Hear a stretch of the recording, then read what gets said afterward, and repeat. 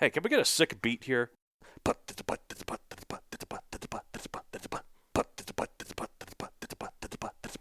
have a Patreon. Patreon.com/Matthew. There you can find bonus content from our podcast. Both the Rip Wits for Paleobites. For Paleobites, we discuss pop culture, featuring prehistoric animals. And this month, we're talking about 10,000 BC. 10,000 BC. Yes, the World Network film. It's great.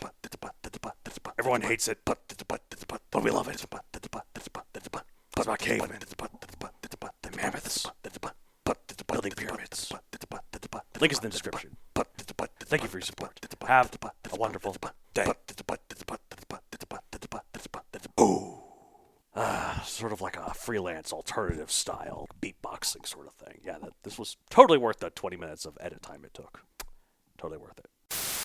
Roar, growl, snarl, bellow. Welcome to Paleobites, the podcast with as much teeth as Oviraptor. Wait, what? My name's Matthew Donald, and each week I and a rotating series of guest co-hosts talk about and rate a genus of prehistoric animal, be it dinosaur, mammal, arthropod, and so on. I like how I fooled you there for a second. You did. I was like, wait a minute, I had to think about it. The show is toothless. Well, the animal we're talking about today has a beak like Oviraptor. Yes, and it has some teeth. But anyways, this week I'm joined by Stephen Curro, though. How are you? Oh, I am well, thank you. Good to know. I like how you slammed the hand sanitizer like, I am well! Yes, I am here, damn it. Yes, it's like a gavel. I am here. I'm ready to talk about some dinosaurs. I like how I use dinosaurs as just a catch-all of all the creatures. Even though we've talked about two creatures so far in this set, and neither of them have been dinosaurs. True. One was a canine and one was a stem arthropod. Yes. I like to mix it up though. Like I try to use some other creatures as well. Well, of course, that's what paleontology is so incredibly diverse. It is, and I'm going to talk about some interesting stuff here, including some there's a lost continent of dinosaur times back then that we know exactly where it was, but we just don't know what was on it because of bad sediments. You ever heard of Appalachia? Appalachia. So you know how not related to the Appalachian Mountains. It is close to. Okay, so back in the Cretaceous period, the North America was divided by the Great Interior Seaway. Yes. Almost all of our fossils are from the western continent, Laramidia. Appalachia is terrible at fossils. It doesn't have the right sediments. It's a lot of erosion. Oh, I see what you mean. Yeah, so we only have very, very few fossils there. And the ones we do have are very intriguing. I'll get to some of them here. So who knows what didn't get fossilized? Yeah. Oh, everything. So many things didn't get fossilized. In fact, the majority. Someone brought this up that made me really sad. Sometimes I'm like, oh yeah, well, there's so many dinosaurs that we'll never know about. It's actually the vast majority we will not know about, because animals in jungles or tropical rainforests almost never fossilize. And what do you think most of the environment was back then? A lot of it was jungle. Yes, so that's unfortunate. Sad day. There's so many we'll never know about. We go back in time wait, what's that? What's that? What's that? What's that? Oh, there's something familiar. Wait, what's that? What's that? Be kind of cool, but again, only as long as we are looking through it, not interacting. Keep the paradoxes to a minimum. Oh, I hate paradoxes. Well, they're fun to... I like how you said, I hate paradoxes. It's like I hate bugs. I hate cold temperatures. I hate paradoxes. Oh, they're fun. They're fun to think about, but they hurt my head, and I would not want to be in one in real life. You know what always hurts my head about time travel? Again, I guess no dinosaur-related question this week. We're talking about this instead. You know how, in Back to the Future or something, when you go back in time and, something you do makes you interact with the past self of you, and that past self interacts back. And who is that past self? Because you were the one interacting. It's also you. But it's not you, because you were there and you didn't do that. Until you change the timeline by talking to. But then who's doing that? You. It's like in Back to the Future Part 2, where they're sneaking around in 1955 again, and those goons of Biff's see Marty on the stage playing Johnny Be Good, and so the other Marty has to climb off and stop them. Right. And so, but then he knocks out the goons, and then later on you see the Marty who just played Johnny Be Good look at the goons and like, what is that? And then move on. I'm like, who's doing that? Did you see that movie Looper? I refuse to because Oh. it looks. I mean, not because of anything against any of the one who created it. It's just because time travel like that just Because it hurt your head. Oh, well, okay. So you know the basic premise. Yes. Bruce Willis and what's the guy's name? Basically, in the future, Joseph Gordon-Levitt. Right. Basically, there's this whole syndicate where gangsters in the future will send someone they want to be killed into the past, and then they have a person who's a looper kill that person. And then when your contract is up, they will find you in the future, send you back. Your past self will kill your future self. What? And then you have 30 years or however long it is before the people in the future find you, send you back to be shot.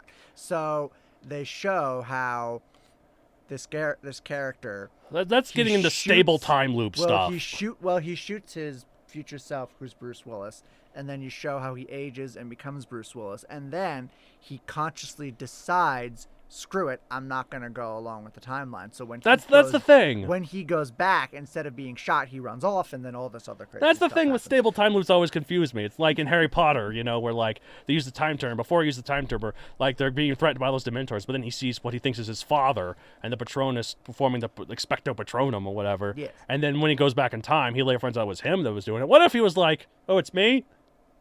Not gonna do it. But that's the thing, he didn't see it was him. It's not like...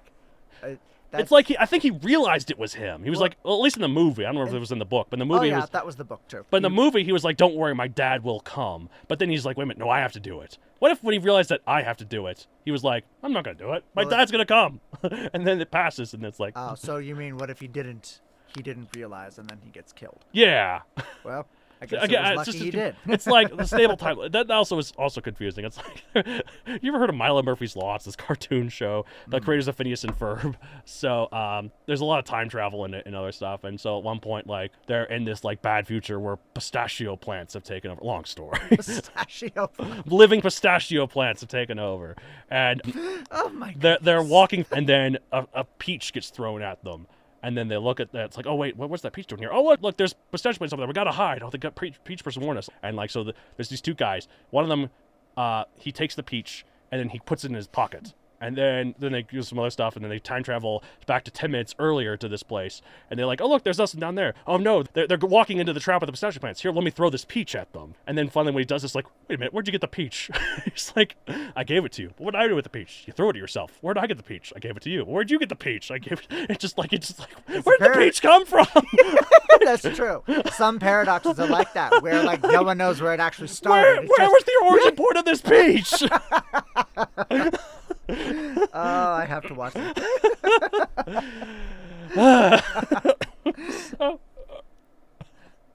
We're talking about Chasmosaurus. Yes, anyway. It means gulfed lizard, like my brain right now. It's just gulfed. And again, also the etymology of the word chasm. So, like a ravine. I feel like my head fell down a chasm a second ago. my head is a chasm. It's like, I mean, I guess it already is. There's left brain and right brain. It's just fully on separated. It's just great. Just a chasm between the two. Type it as a Chasmosaurian ceratopsid. The group of horned dinosaurs also includes Triceratops, because there's two major groups of ceratopsians, at least of the more advanced ones. You got the Chasmosaurians and the Centrosaurians. So, Centrosaurians, the ones like Styracosaurus and like the ones with more elaborate kind of horns. They also have to have shorter frills. Although, funny thing I found out, Centrosaurian means spiked lizard, right? Centrosaurus means spiked lizard. Oh, okay. Kentrosaurus also means spiked lizard. They're the same thing, but just one's with a C and one's with a K. Two completely different words that happen to mean the same thing? No, they're the same. It's the same word. Like, I'm just call this one Kentrosaurus with a K, but I'm gonna call this one Centrosaurus with a C. Is one of them Greek and one of them Latin? I don't know. Also confusing, Styracosaurus also means spiked lizard. There's 3 different spiked lizards. Speaking of paradoxes. Anyways, Chasmosaurus is 14 to 16 feet / 4.3 to 4.9 meters long, 1.5 to 2 tons. Diet herbivore. Time Late Cretaceous, 77 to 76 million years ago. Location Alberta, Canada. Like, again, great deposits there. In Lurmidia. It was described in 1914, so I guess that's what triggered the war. So it wasn't The assassination of the Archduke. the Archduke. No, it was the discovery of Chasmosaurus. It's like, no, this is my discovery. No, this is my discovery. Archduke, that's not your discovery. Bang! I don't care that didn't happen in Alberta. It happened like in Bosnia or something. Hungary, I think. Hungary. Was it? Austria-Hungary? There's a line in my upcoming Testonauts books, or it's already out at this point, I don't know, where it's like a French battalion from the American battalion fights German soldiers in Russian territory because an Austrian killed a Croatian in Bosnia. Yes, I and remember. It's just like, it's a mess. It's a big mess. It's just a big dick measuring contest between all the European powers. And it's just... Anyways. So back to the Canadian dinosaurs. yes, pop culture appearances. Quite a few, more than I initially thought. Its first appearance was probably in Fantasia, where it's briefly seen in one shot where the Stegosaurus and Tyrannosaurus are fighting. From then on, it's in the 1970 film When Dinosaurs Ruled the Earth. It's in Calvin and Hobbes, where it's preyed on by T-Rexes and F-14 fighter jets. It's in The Land Before Time 3, apparently. Really? The Time of the Great Giving. The Dinotopia miniseries has a baby named 26, which is also mislabeled as a hadrosaur, as we mentioned earlier. Bothered me. Yeah. Still bothers me. I mean, it's clearly not. I mean, in the show, it's like, it's a Chasmosaurus, and it looks like a horn dinosaur. I'm like, you're 2 for 2. Oh, it's a hadrosaur. Ah, didn't stick the So landing. Okay. You mentioned it's on this thing called Prehysteria. It's a dinosaur comedy or something. It's an old kids movie from I think the 90s or the 80s where Stop motion dinosaurs, I'm assuming, or stop motion and little animatronics. Oh, okay. So basically, there's this in South America. There's this shrine and this temple. so it's not about cave people. No, Oh, okay. but yeah, basically this jerk goes on a I want to say safari. He goes on an expedition in the Amazon, and he finds this ancient shrine where there are little dinosaur eggs that have been, just revered for Ooh. ages, and they're on ice, so they're hibernating. But of course, he steals them. Oh, And okay. then one thing leads to another, and the eggs wind up at these kids' house. And the eggs are like, I forget the term they use, reverse engineered or something. They're really small. So Okay. like you have a mini Brachiosaurus and Oh, a mini that's Tyrannosaurus. adorable. It's like in they're Spy really Kids cute. 2. And they're all named after pop and rock stars. So the Okay. Chasmosaurus is named Hammer after MC Hammer. Oh, okay. And then the Brachiosaurus is Paula after Paula Abdul. The Pteranodon is Madonna. Okay. Elvis is the T-Rex, Mhm. Oh, Not and, the Cryolophosaurus, which wasn't discovered yet, so of course it wasn't. and Stegosaurus was Jagger from Mick Jagger. Oh, that So, makes sense. Yeah, it's just good fun. And Chasmosaurus, that was like one of my first. Good on them for using Chasmosaurus rather than Triceratops. Yeah, So, but also it's in Power Rangers Dino Thunder. It's in Planet Dinosaur, not to be confused with Dinosaur Planet. The Dinosaur King trading card game, and Jurassic World Evolution. Not bad for a dinosaur most average schmucks don't know a thing about. Exactly. So in the Late Cretaceous, there were specific dinosaur families that dominate specific parts of the globe. While the continents are basically in their current positions relatively, give or take 1,000 or so miles, there are still clear distinctions between the two supercontinents in terms of zoological occupancy. These are called biogeographical realms, by the way, and the Laurasian and Gondwanian biogeographic realms are quite distinct. In Gondwanian Cretaceous, the sauropods were still the main herbivores. They never lost their dominance they got in the Jurassic. Several species of ornithopods like Oranosaurus and Lurdosaurus managed to sneak into their herbivore menagerie down there. But mostly it was sauropods and sauropod relatives. In Laurasian Cretaceous, though, the I always have a problem with this one. Ornithischians I don't like flourished. that word either. Yeah, the bird-hipped ones. The ones that didn't evolve into birds, though. Those were the lizard-hipped ones. Get it right. So ridiculous. Okay. And also, that means technically nowadays, birds are still considered theropod dinosaurs. They're still considered saurischians. Lizard-hipped. No. More paradoxes. It's just dumb more than a paradox. There's many groups specific to northern continents with little to no representation further south, and one such group was the ceratopsians, also known as the horned dinosaurs, which seem to be found only in North America, Asia, and Europe, mainly the former two. There have been some possible remains of some Gondwanian ceratopsians, such as the Australian Serendipity, which also could have been an ankylosaur. It's very fragmentary remains. And Argentinian Notoceratops, which is known only from a single toothless jaw that has since been lost. No. So Was it in that Brazilian? I guess it was. museum that was it possibly destroyed? because all I read was that it was been lost. That wouldn't make sense. Aw. Yeah, it was there. It's like that museum in Germany, in Munich, with the Carcharodontosaurs and Spinosaurs. Bombed in World War II. Speaking of wars, man, we're talking about another world war. Oh, my goodness. As cool as it would have been to imagine some ceratopsians in Africa avoiding Carcharodontosaurus or any Indian ceratopsians fighting off Rajasaurus, it seems like this family was locked to a specific part of the globe, specifically North America, or mainly North America. There's been a few others. I mean, again, like Protoceratops and the other Proceratopsians Right.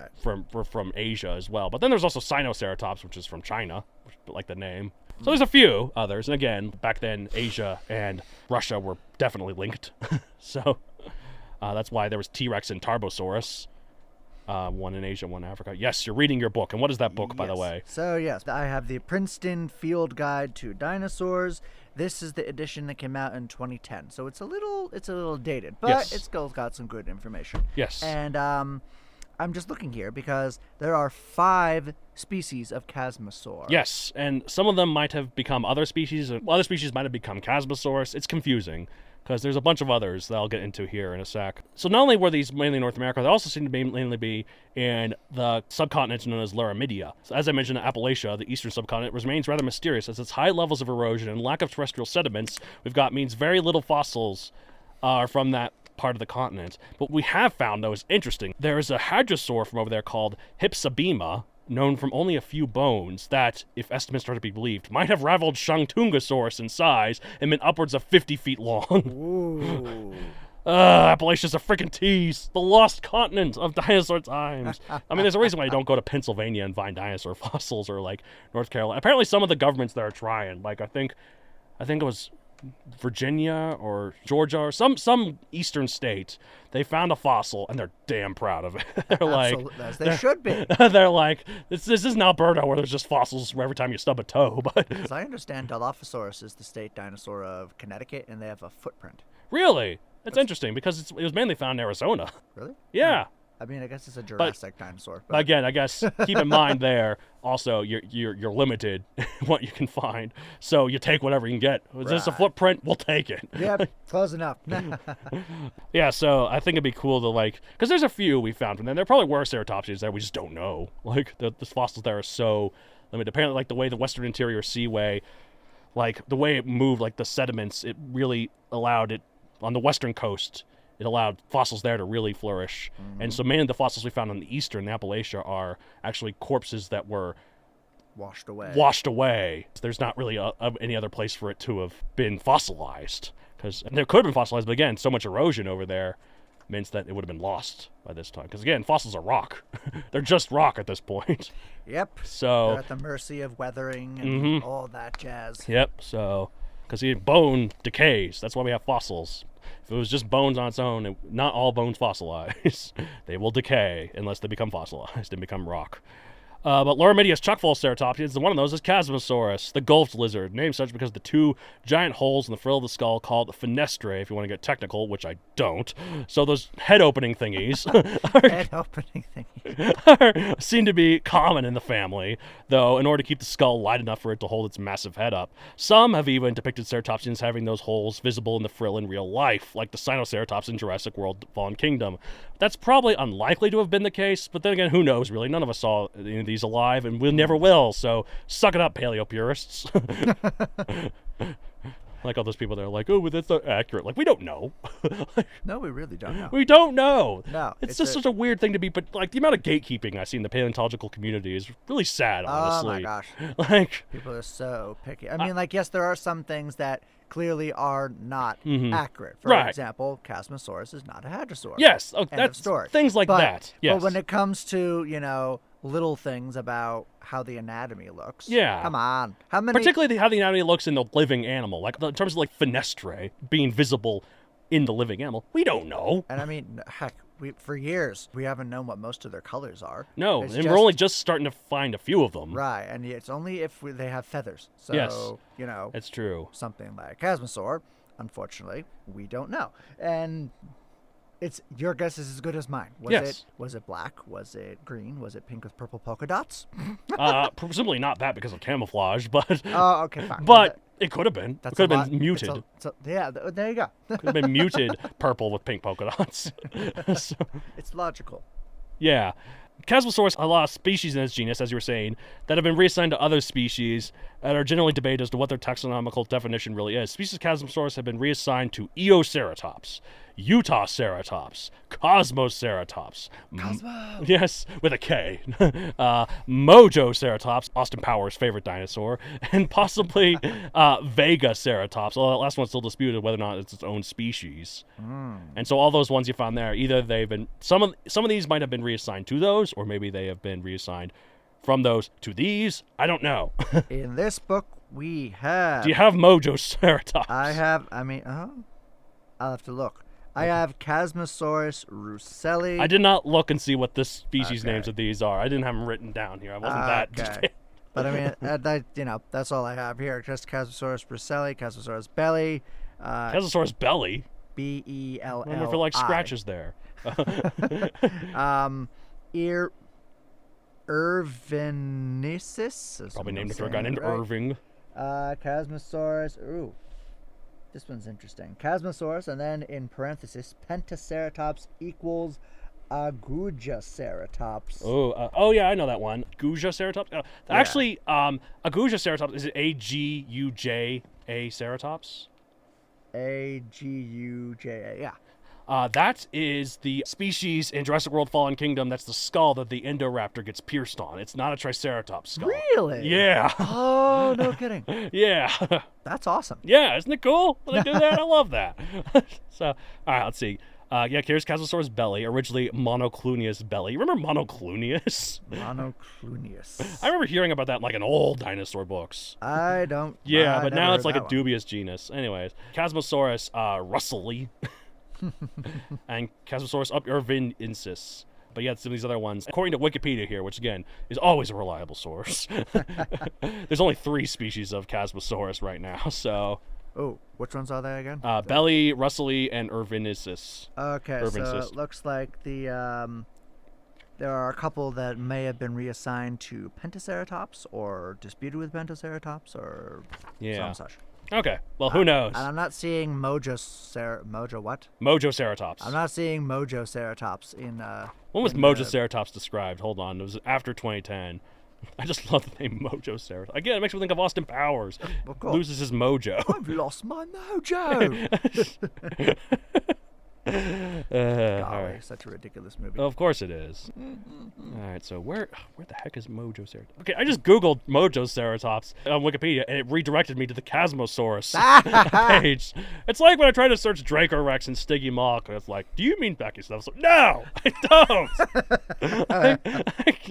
don't! Watch, I'm going to do this just to further piss myself off. Dracorex.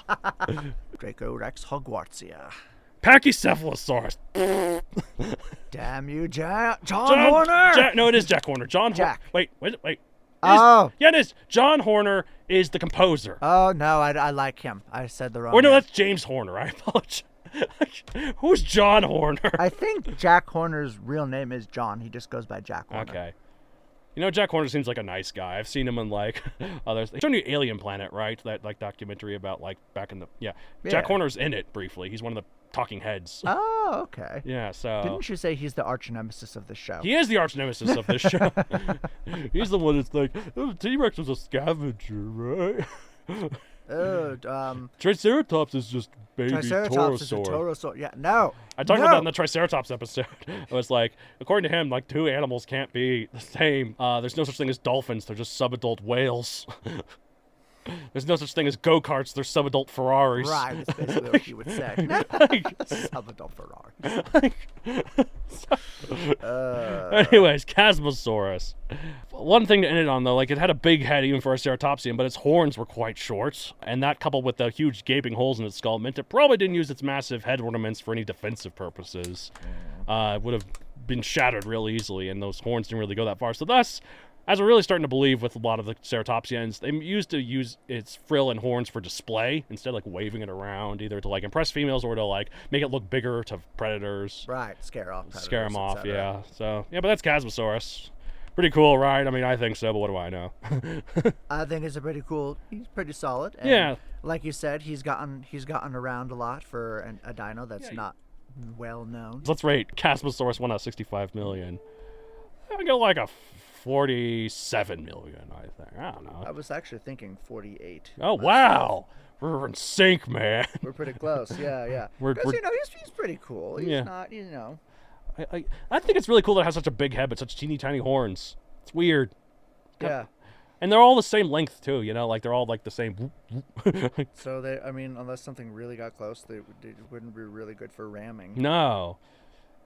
Again, like even if it did ram, again, those fenestrae or hole thingies are so Right. wide that The crest would. very fragile. So So in Prehysteria, when Hammer tries to ram the door to get out and bounces off of it, he wouldn't have bounced off. He actually would have hurt himself. yeah, well, it's like they think like all the cool things they can do. It turns out they couldn't do. Like the Pachycephalosaurus. Like they're like, oh, they actually couldn't. I mean, they could, ram their sides. They couldn't ram each other's heads because of their neck bones or whatever. I think it was Robert Backer I saw on TV. He said Pachycephalosauruses could butt heads once because they would both Oh, that's true. Then seriously injure each other. That's Robert Backer. He's the cool one. He's the cool Jack Horner. I've actually met him. He's an amazing Oh, guy. he's so cool, and I love Raptor really Red. weird too, in the best possible way. Oh, I love that too. Raptor Red's a great book. I'd like to see Jack Horner write a Raptor Red like book. Right? I mean, maybe he has. I don't know. But He's written technical books. He hasn't done where's your anything. imagination, Jack Right. Horner? Oh, it goes into unusual places that upend the scientific community. Yeah. Again, good on him. He's trying to keep science from being stable, I guess, but they're throwing wrenches in it. But I mean, it's not great, though. I'm sorry. When you say Pachycephalosaurus and Dracorex are the same species, I mean, the no. spikes. But people are like, oh, but they're anamorphic. Like the spikes, the material from the spikes gets transferred into the head dome. I'm like, okay, name one other animal that does that. Like, if you can name an animal that does that, then you're on to something. I But suppose. We do have frogs that go from tadpoles to. well, that's a whole frogs. flow metamorphosis. Right. So Like, unless you're suggesting that Pachycephalosaurs go through a bizarre metamorphosis of their entire skull, yeah, which is really weird. just their skull too. Huh? Pterosaur, whatever. Anyways, that's nothing to do with Chasmosaurus or Jack Horner, who had nothing to do with Chasmosaurus. We keep getting on to him, apparently. Jack Horner! Not to be confused with James Horner, may he rest in peace, because of that plane crash. What are the Avatar sequels going to sound like with his music gone? I heard. Who's the composer, do you think? I looked it up, and I don't know his name, but apparently he did some of the music, along with. I mean, with a lot of those movies do have like sub-composers, like he was like the sub-composer. Yeah. He stepped up to full. Oh, that's composer. good. Okay, so it's not like just some other guy. It's gonna sound Similar. pretty cool. Yeah. Okay. It better. Cool. Anyways, all right. Well, that's it for this week. If you want to get a hold of the show, you can contact us at mattsd@matthewdoncreator.com for additional questions to either co-host. You can follow me on social media at Matthew Don Creator on Facebook, at Matthew Don 64 on Twitter, and Matthew Don 64 on Instagram. I have a book series on Amazon, Megazoic, available for print and Kindle. Surely somewhere I put a Chasmosaurus in there as a background character, but I don't remember.